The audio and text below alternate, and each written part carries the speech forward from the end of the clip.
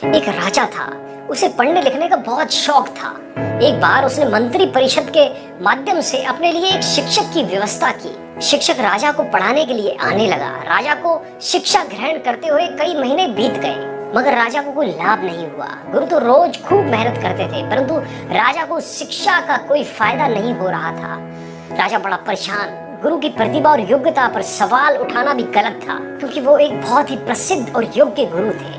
आखिर में एक दिन रानी ने राजा को सलाह दी कि राजन, आप इस सवाल का जवाब गुरुजी से ही पूछ कर देखिए। राजा ने एक दिन हिम्मत करके गुरुजी के सामने अपनी जिज्ञासा रखी।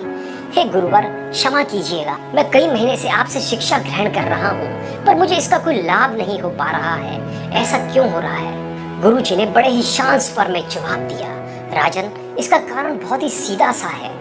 गुरुवर, कृपा करके आप शीघ्र इस प्रश्न का उत्तर दीजिए, राजा ने विनती की। गुरुजी ने कहा, राजन, बात बहुत छोटी है, परंतु आप अपने बड़े होने के अहंकार के कारण इसे समझ नहीं पा रहे हैं और परेशान और दुखी हैं। माना कि आप एक बहुत बड़े राजा हैं, आप हर दृष्टि से मुझसे पद और प्रतिष्ठा में बड़े हैं, परंतु यहाँ पर आपका और मेरा रिश्ता एक गुरु और शिष्य का है। गुरु होने के नाते मेरा स्थान आपसे उच्च होना चाहिए, परंतु आप स्वयं ऊंचे सिंहासन पर बैठते हैं और मुझे अपने से नीचे के आसन पर बिठाते हैं। बस यही एक कारण है जिससे आपको ना तो कोई शिक्षा प्राप्त हो रही है और ना ही कोई ज्ञान मिल रहा है। आपके राजा होने के कारण मैं आपसे ये बात नहीं कह पा रहा था। कल से अगर आप मुझे ऊंचे आसन पर बैठाएं और स्वयं नीचे बैठें, तो कोई कारण नहीं है कि आप शिक्षा प्राप्त ना कर पाए। राजा की समझ में सारी बात आ गई और उसने तुरंत अपनी गलती को स्वीकारा और गुरुवर से उच्च शिक्षा प्राप्त की। दोस्तों, इस छोटी सी कहानी का सार यह है कि हम रिश्ते, नाते, पद या धन वैभव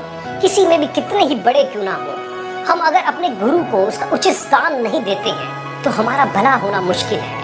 और यहाँ स्थान का अर्थ सिर्फ ऊंचा या नीचे बैठने से नहीं है। इसका सही अर्थ है कि हम अपने मन में गुरु को क्या स्थान दे रहे हैं। क्या हम सही मायने में उनको सम्मान दे रहे हैं या स्वयं के ही श्रेष्ठ होने का घमंड कर रहे हैं?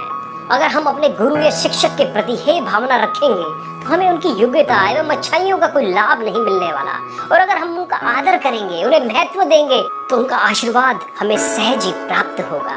दोस्तों, अगर इस कहानी ने आपके दिल को छुआ हो तो इसे लाइक, कमेंट और शेयर जरूर करें और हमारे YouTube चैनल को आज ही सब्सक्राइब करें। धन्यवाद।